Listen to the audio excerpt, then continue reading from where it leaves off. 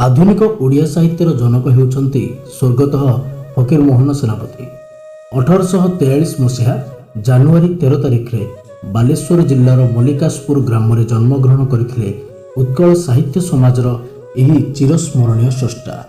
1.5 वर्षरे बापा 2.5 वर्षरे मां हराइथिले मध्य हार मानि नथिले फकीरमोहन। पिलाबेले शिशु श्रमिक भावे काम करी निजर पाठपढ़ा खर्च उठाउथिले।